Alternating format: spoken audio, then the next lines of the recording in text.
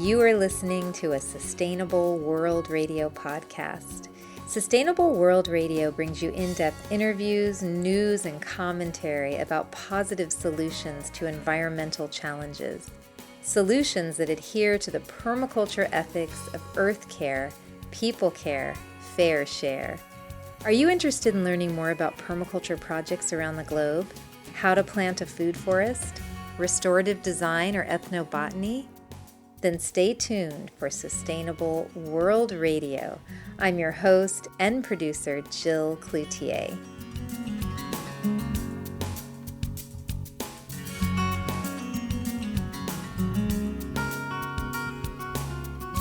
My guest today is Starhawk. Starhawk is a permaculture designer and teacher and the founder of theEarth activist trainings. Starhawk travels the world educating about permaculture design, social permaculture, and earth-centered spirituality. A prolific writer, Starhawk's newest book is City of Refuge, a sequel to her perennially popular bestseller, The Fifth Sacred Thing. Starhawk divides her time between her communal home in San Francisco and her more rural piece of land in Sonoma County, California. Welcome to Sustainable World Radio, Starhawk. Hi, it's great to be on. Great to talk with you. It sounds like you're doing a lot of permaculture design and restorative work on your land in Western Sonoma. Can we just start with you telling us a bit about some of the things that you're doing there on the land that you're excited about to share with listeners? Yes, one of the things I'm really excited about these days is the potential for using soil and using permaculture as a way to help adapt to and mitigate climate change.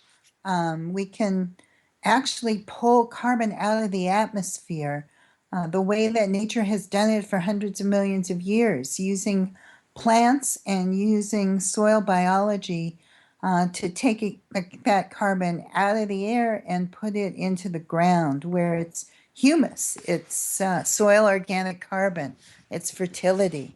So we've been looking at our ranch as a model of many different ways of doing this. One of the ways is, of course, by planting trees and perennials and keeping the ground covered.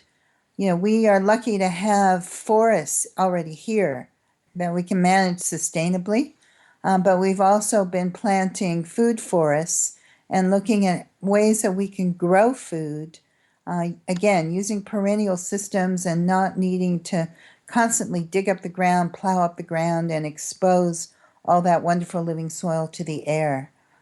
So one of my favorite experiments that's been ongoing is we have a fall color food forest. I decided I wanted a little piece of New England in California.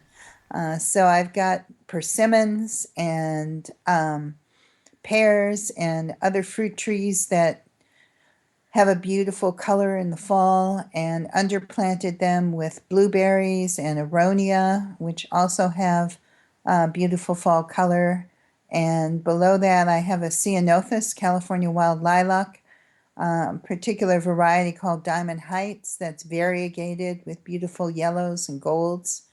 When in a food forest, you're thinking about creating different layers so that you're using all of the space, just like a regular forest has, overstory trees and understory and bushes and ground cover. We can use all of that space and plant it with things that actually give us human yields, things that provide for our human needs, as well as providing for the needs of the system. We have another food forest we're starting to develop that's based around Chinese medicinal herbs. We have Mediterranean food forests with olives underplanted, things like lavender that we distill for essential oils, and lavender water, and rosemary and other Mediterranean plants. And then we've also been doing a system of grazing with sheep and goats that was developed by a guy named Alan Savory. He calls it holistic management planned grazing. He was a ranger in Zimbabwe and saw the land deteriorating and spent years and years struggling to understand why the land was degrading. And they thought, oh, it's overgrazing, and they took the animals off and the land degraded more quickly. Finally, what he realized is that grasslands actually need grazers. They've co-evolved with big herds of grazers and predators, so that the predators keep the herds bunched together for protection, and then they move into an area, they churn it up with their hooves, they poo and pee all over it and fertilize it, and then they move on.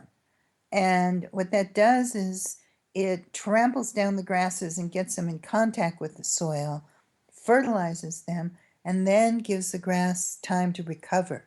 So mimicking that by moving animals in small spaces and moving them often, so they graze an area hard and then move on to another area very quickly, that can mimic that kind of action and help restore and regenerate grasslands and sequester carbon. And finally, we've also been experimenting with biochar, with taking some of the waste products of forest management, the thinning that we do in order to keep down the fire danger, burning that wood or burning even cardboard or waste paper in a low oxygen environment creates a kind of charcoal that's it's like a living habitat for microorganisms. It's like a hotel, right? And you fill that hotel with beneficial microorganisms by mixing it with compost or compost tea, and then when you bury it in the soil, it creates a rich stock of soil organic carbon and life that can help maintain soil fertility and help also maintain its water holding capacities for a long, long time. So those are some of the things that we've been experimenting with, and I just love it, really.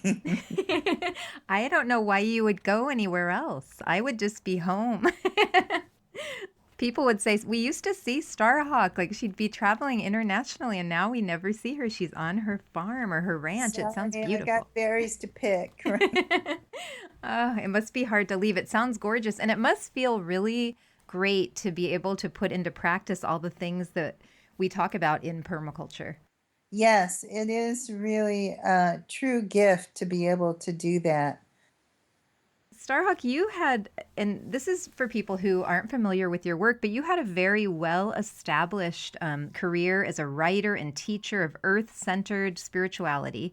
And when and how did permaculture enter your life? Well, I had been teaching and writing about earth-based spirituality for decades and about the pagan roots in Europe and the Middle East of traditions that were really centered with the land, and where the sacred was seen often as the goddess, as that principle of bringing life into the world and respecting that life. And I still do a lot of that teaching and writing as well. Then when I discovered permaculture, sometime in the late 80s, I had a friend who'd taken a design course, and I was fascinated with it, started to read about it, learn about it. And to me, it seemed like the permaculture was like the how-to part of the earth being sacred, the practical application of the spiritual practice. So I took a design course with Penny Livingston Stark in, I think it was 96 or 97. And after that, I was hooked. And now you are a well known permaculture teacher and designer yourself. So it's very exciting. And I think your book, which I read probably 15 years ago, The Fifth Sacred Thing, really embodied a lot of permaculture principles and ethics in the book. I think it was the first novel to do so, I believe. When I wrote The Fifth Sacred Thing, I was really looking at the idea of how do we how could we create a future that we might want to live in? And in the book, Northern California has come through times of environmental and social meltdown and created a culture that's balanced, that's in harmony with nature, that's based on respect for the four sacred things, for earth and air and fire and water. And I was very influenced by some of the ideas of permaculture, even though I didn't know nearly as much about it then as I do now. And of course, in the book also, Southern California has gone the opposite direction and become militarist and racist and brutal. So the book really centers on the story of what happens when the Southlands invade the North, and how do people respond to violence without becoming what you're fighting against. And your book actually has become a memory for me, because through the years, I will think, oh, I remember in Starhawk's book that this happened, and it happened. It's now happening in real time, in real life. And it's a little scary being in Santa Barbara. In some ways, I feel like the book is more relevant now even than it was when it first came out. And also, one of the wonderful things is that we've got an audio book that has just come out of the fifth sacred thing. So now people can actually get it in that format and hear it. And maybe people who've read it years ago might enjoy actually hearing it in a different way and hearing the characters come alive. And you recently wrote the sequel to the fifth sacred thing as well. That's right. The sequel is called City of Refuge, and it takes the story, the next step, what happens when the people from the North recognize that they actually need to go down and liberate the Southlands. And how do you liberate people who've really forgotten what freedom and liberation and balance actually look like and feel like? That's a great question. For those, and I will get back to the books too, but for those who are listening who don't know what permaculture is, I'd love to get your definition of permaculture.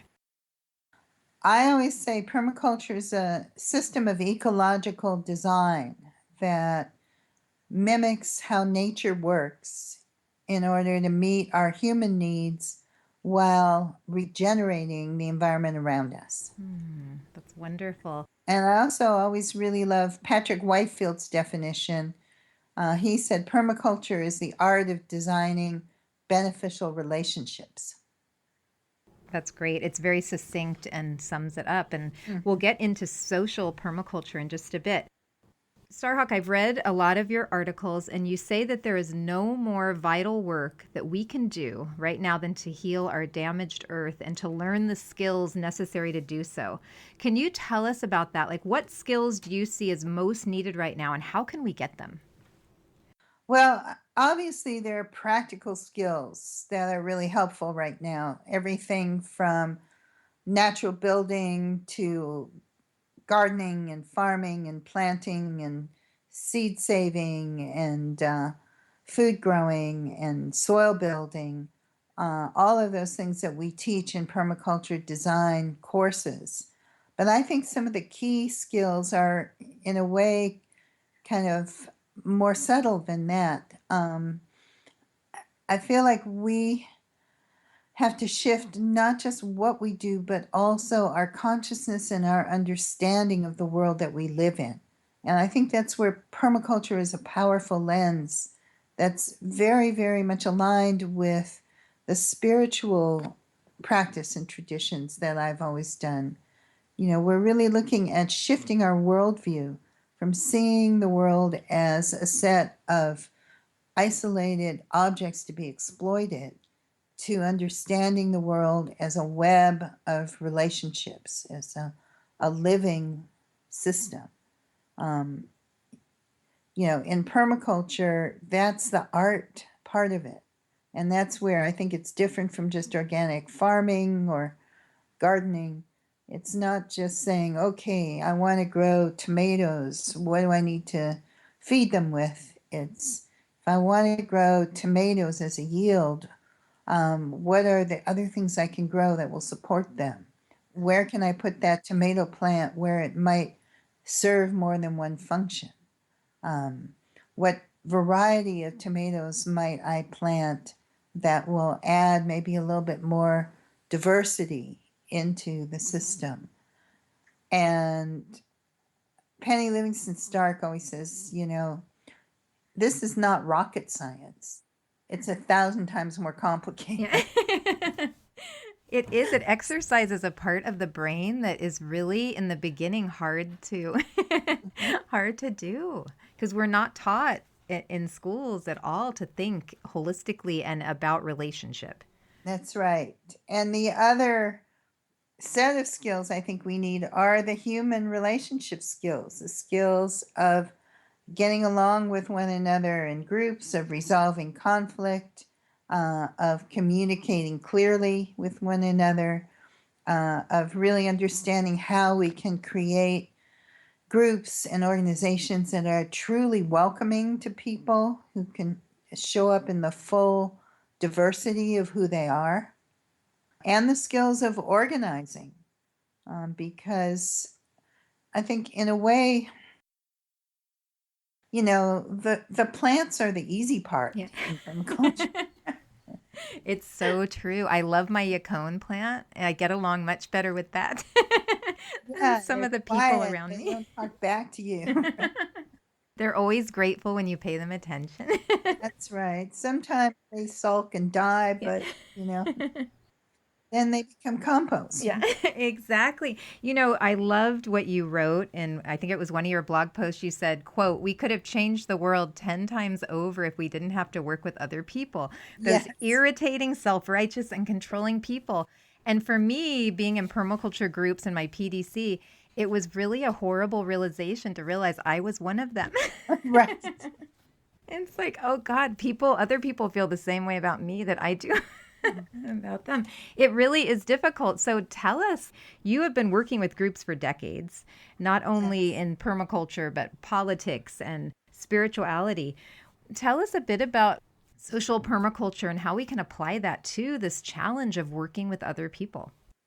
Well, social permaculture looks at that art of designing relationships, beneficial relationships, and says, how do we actually design our groups and organizations to further beneficial relationships? And what are the skills and tools of communication that we need and conflict resolution in order to kind of maintain and nourish those relationships? So you can look at a group maybe where there's toxic behavior going on, and you can say, oh, those are bad people, get rid of them. Those are the people that are always gossiping behind other people's backs.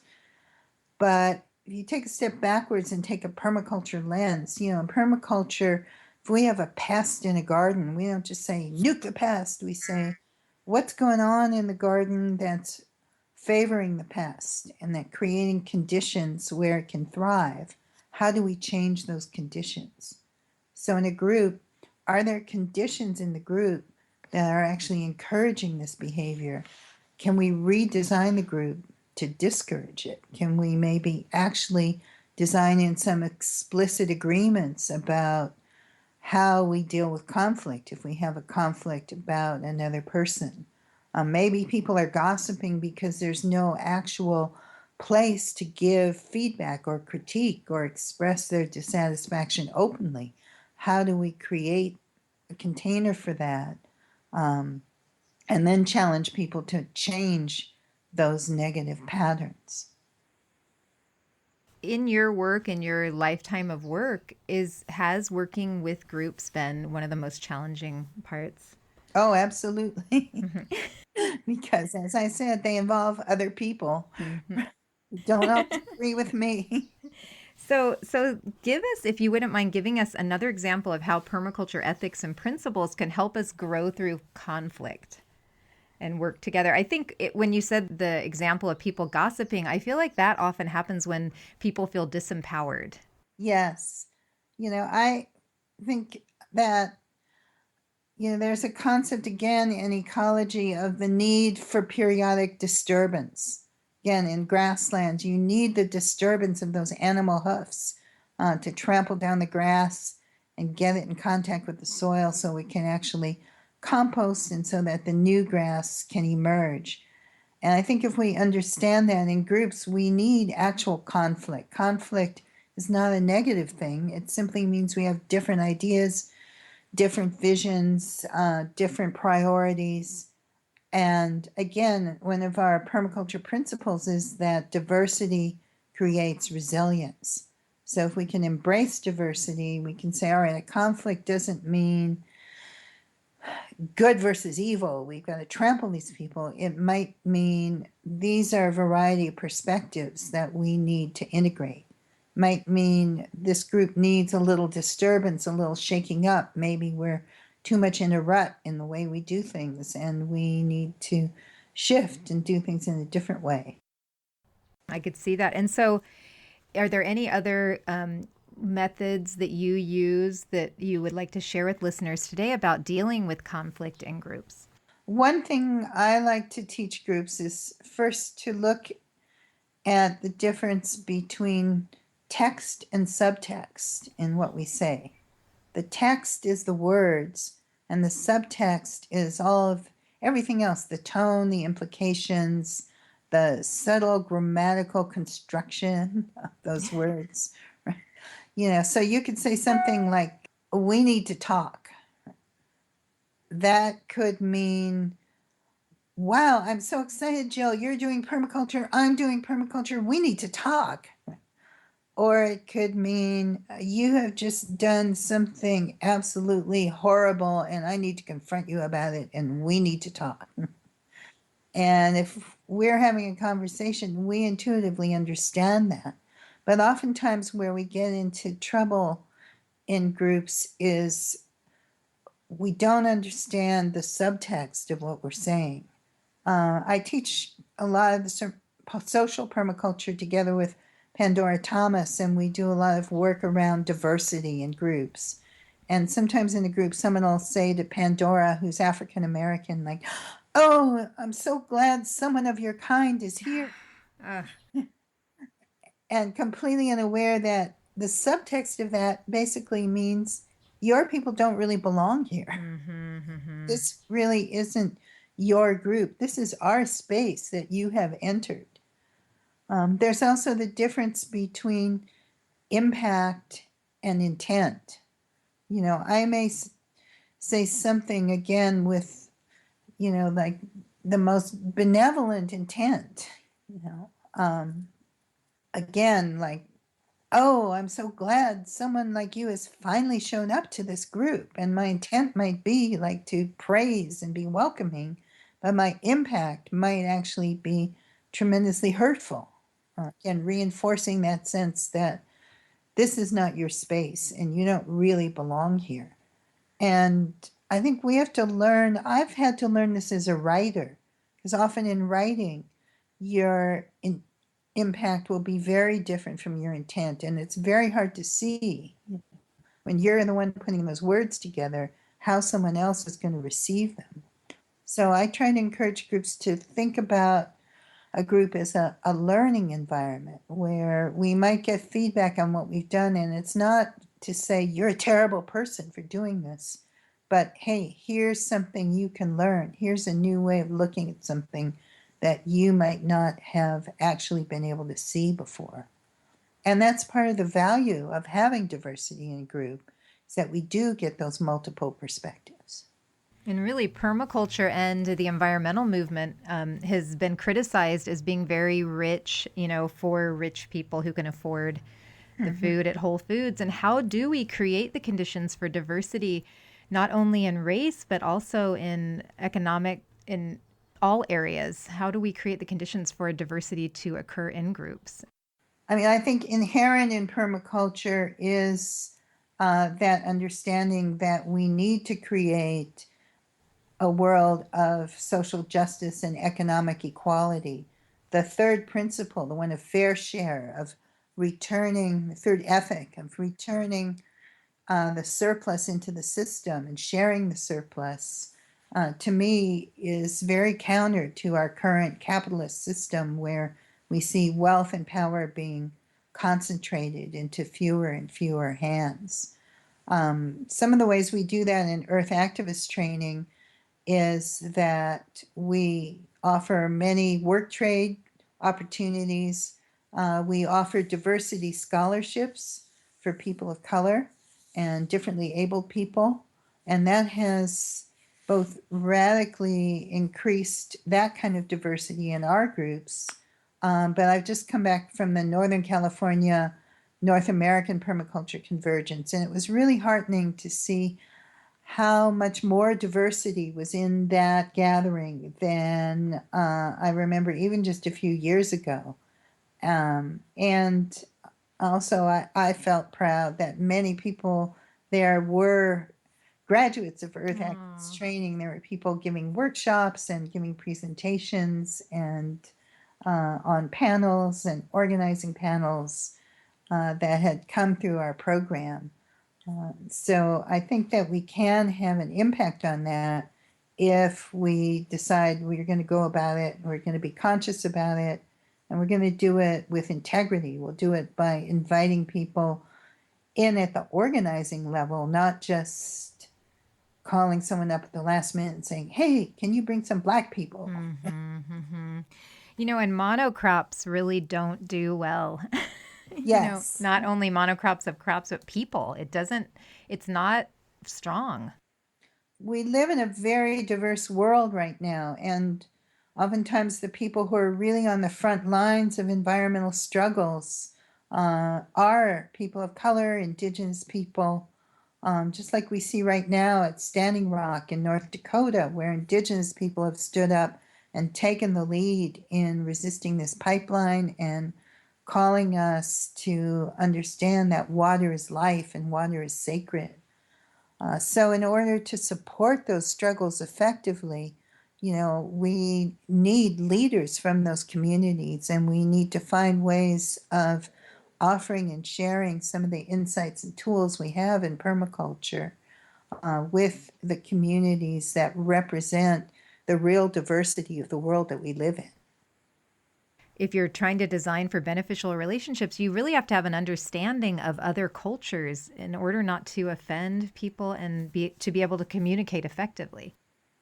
Yeah, there's something I call normatitis, which is sort of the unconscious assumption that the norms in whatever group you come from are the human norms and everything else is sort of divergent. And that gets in our way when we're working with people across cultures and across many sorts of differences.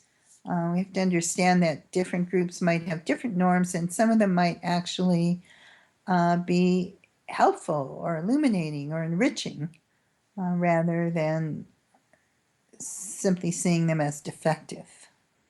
And going back to the pipeline, I can see how it's like this need to want to help and wanting to know the right way to do it in response. It's tough sometimes. Yes, I think, there's an art to learning how to stand in support of people without taking over, without making yourself the center of the story. I often think about that, the story of Lord of the Rings, which has always been one of my favorites. In that story, Frodo is the protagonist. He's the one who's carrying the ring. He's the one who the story centers around. He's not the most powerful figure in the book. He's not the one who has the magic or who has the physical strength. He's got all these other people that are amazing characters, like Gandalf the wizard, and Boromir the warrior, and Legolas the elf. But they all are in support of him as protagonist.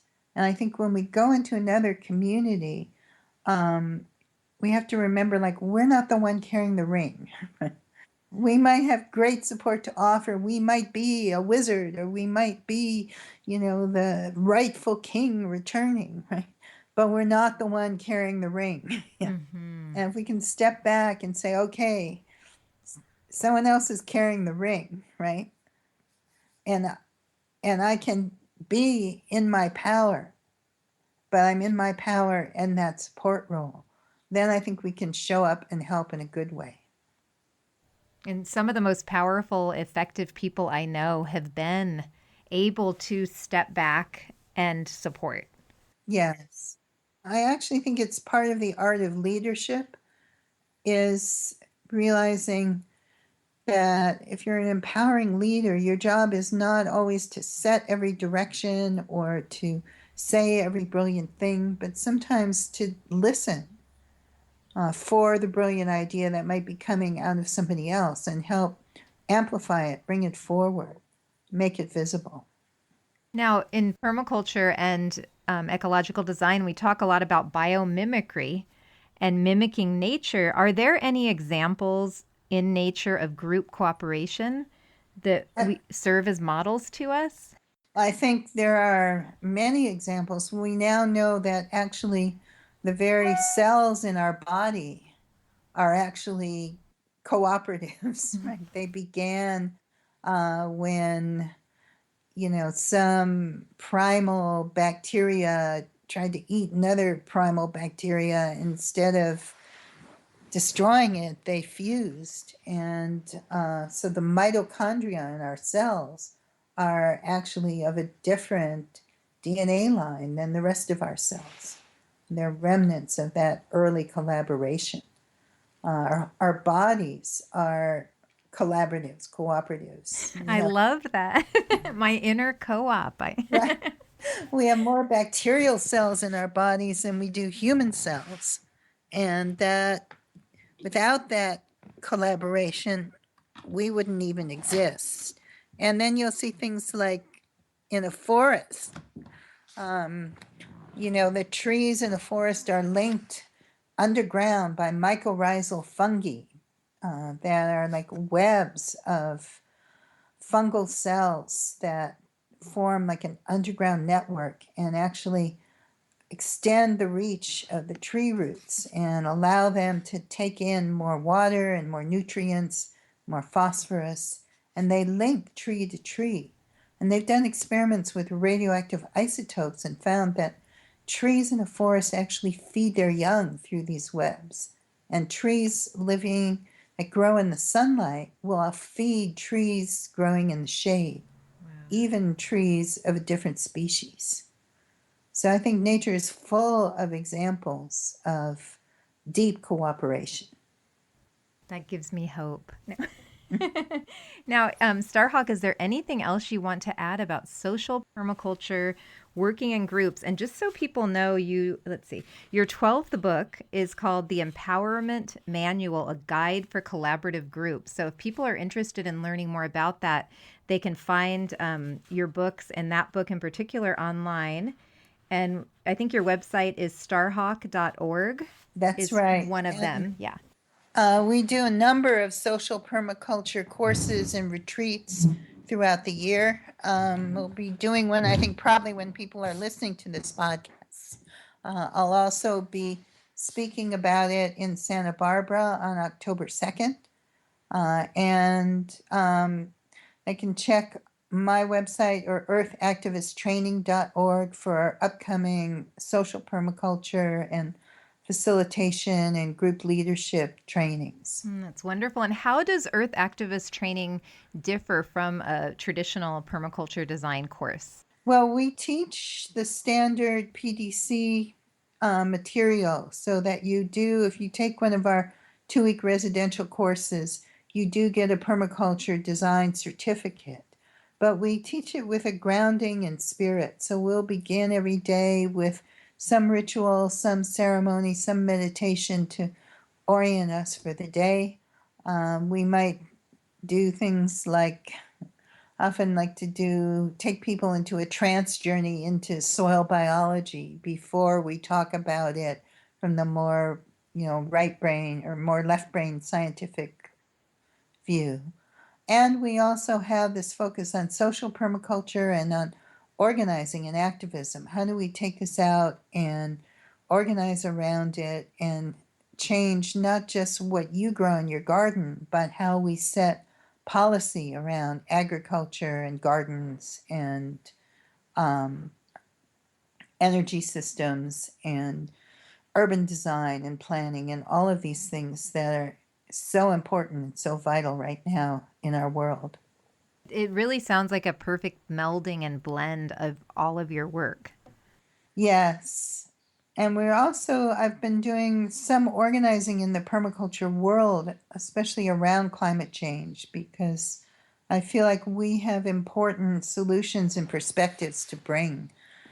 So last year at the International Permaculture Convergence in England, we actually adopted a climate change statement that you can find on the website at permacultureclimatechange.org.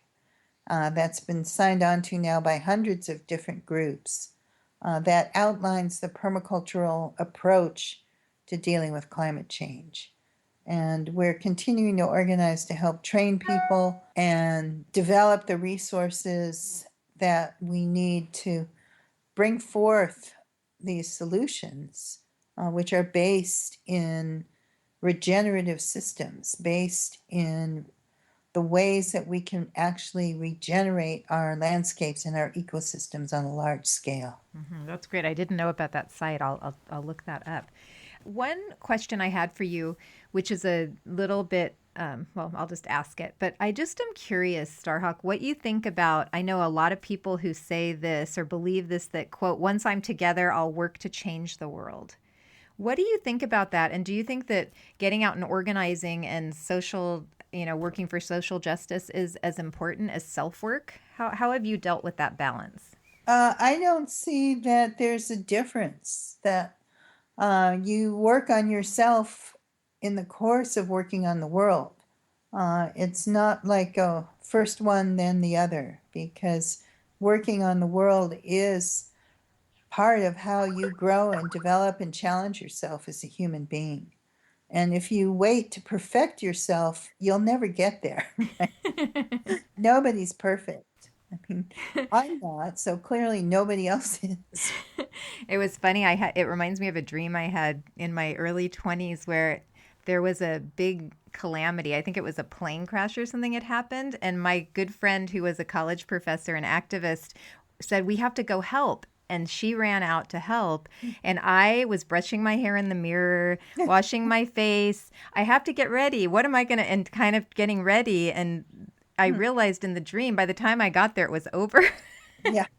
So it is interesting. It's kind of that thing of like, it's important to act and it's important to be centered and work on yourself. But I think also outer action and inner, I mean, being in a group is a lot more challenging sometimes than meditating for hours. Yes, you'll learn a lot more about yourself sometimes by the conflict that erupts in a group than by hours of peaceful meditation. With the plants who don't talk back. That's right. Writing is a large, big part of your life. And I didn't know, but you've been writing, I think, it sounds like your whole life. You won a prestigious award in college. You've written 13 books. Where does your inspiration come from? Are you just constantly writing to have written 13 books? When I have time. Yeah. My inspiration, I'd say, comes from many places. Sometimes it comes from really feeling pushed to grapple with a problem or share experience. When I wrote the Empowerment Manual, it really came out of seeing all of these different groups I'd been working with, permaculture groups and political groups and spiritual groups and living collectives, struggling around the same issues of conflict and communication, and wanting to put together both what I'd learned and what other people had learned, because I felt like if we could get our groups to function more effectively, then it was going to impact every piece of work that we were doing. When I wrote The Fifth Sacred Thing, originally, it came out of that question. I had been writing about the transition from matriarchal cultures to patriarchy back in early, the roots of civilization in Europe and the Middle East. And I felt more and more like that transition came out of war and people's response to war and the impact that war and conquest had on cultures. That patriarchy, in a sense, was an adaptation to a culture of war, created a kind of ideology that encouraged men to allow themselves to be used as soldiers and weapons, and women to be prizes of war. And it was a very different shift from what had gone on before. So thinking about the question, well, what could have been different? How could a culture respond to an invasion without either just, being conquered or transforming themselves into something that was a mirror of the conquering culture? And that question, I think a question like that has no clear, simple answer often is exciting to work with in fiction, because then the characters take on aspects of that question and then they take on a life of their own and the story is built around it. So you're sort of wrestling with it in a different way. I did read that you said the question that began your new novel was, how do we create a new world when people are so damaged by the old? Yes. And did you come up with any answers in writing the new book, City of Refuge? Um, I came up with many characters that are each dealing with it. There's Madrone, who's the healer, who's a very powerful healer, but is always struggling with the question of where do I draw the lines between giving away everything I am to others and holding on to some core of myself. There's Bird, who is the musician turned guerrilla fighter, who's struggling very hard to recover from the trauma of what he's experienced. And how do I put my music to the service of making a better world? How do I fight in a way if I've decided I'm not going to pick up the gun? What can I do instead? And there's River, who was one of the soldiers in the Fifth Sacred Thing who defected and joined the North, who's really been bred literally and raised to be nothing but a weapon and a tool. And his struggle is like, how do I become fully human? How do I become a real person when I was never intended to be? And there's also Cress, who the Fifth Sacred Thing is kind of the hothead, always pushing for armed resistance. In City of Refuge, he and River and others actually take an army down to liberate the Southlands. And Cress is also part of the Water Council. He's actually a hydrological engineer and someone deeply versed in permaculture and water harvesting. And you kind of see him wrestling with this question of what violence looks like when he's actually doing it, and this greater and greater pull that he has of, like, I'm tired of the fighting. And at one point he says, all he really wanted was the land and a shovel to sculpt it into an open hand cup to receive and cherish water. Oh, that's gorgeous. I do feel I've elevated permaculture water harvesting to new heights of dramatic tragedy. I can't wait to read it. Oh my. It's so great. You are just getting the word out there in multiple streams of information. It's wonderful. Well, I am doing my best, and I'm excited now that the Fifth Sacred Thing is actually also available as an audiobook because, again, from a permaculture point of view, where we're always stacking functions, a good audiobook is a great thing to do while you're wrestling with your drip irrigation system and trying to get those little pieces to fit into each other. And my older friend is going to love it because she Uh-huh. doesn't read that much anymore. So it's great. Yes. Well, in the Fifth Sacred Thing, you write there's a place at our table if you care to join us. Yeah. And that was what the Northerners were telling this invading, from what I remember of the novel, the invaders. Now, in this time of divisive energy, especially in the U.S. political scene, Mhm. do you still feel this is true? That there is a place at the table for everyone? I think it's a way that we can again shift this culture of being adversaries, of seeing everything as good versus evil, and kind of open up and start saying, okay, how do we actually find places of common ground and places of collaboration? I mean, I do think there are things we have to say no to. Um, I don't. I do think there are times we have to stand up and stop something that's destructive and identify, certain people's interests are not the same as ours, and we're not, their lovey-dovey friends. But I think, again, at Standing Rock, we see such a powerful example of people standing up and saying no to the pipeline, but doing it in a way that includes spirit, includes the recognition of the sacred, where their message is not, we hate these people. Their message is, water is life, and we have to protect that. Mm-hmm. And it's really, I had a revelation about it in my 20s. And I think you write a lot about this as being for something and not just railing against things and protesting all the Yes, time. I think our no is always stronger when we know what our yes is.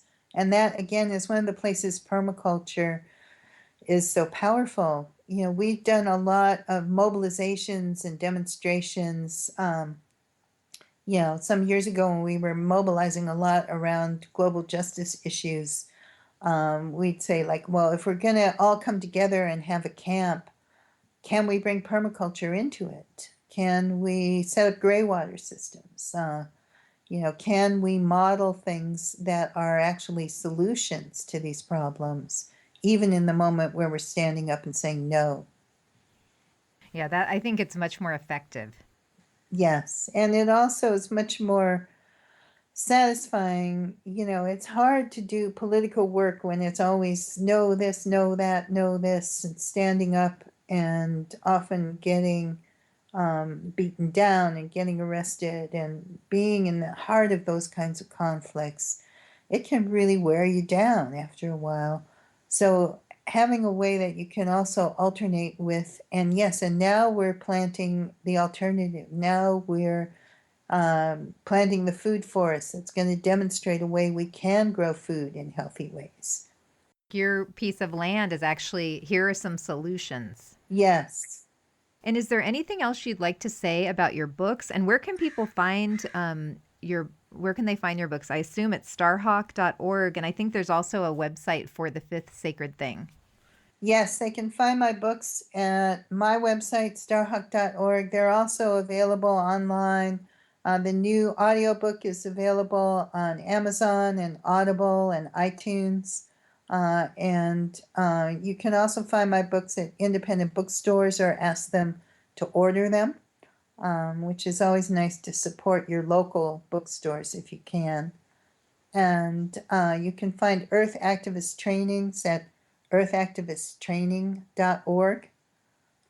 We have a website, thefifthsacredthing.com, that we set up in our work to bring the story to the screen. And you can find me online also on Facebook as Starhawk Author and Twitter as Starhawk17.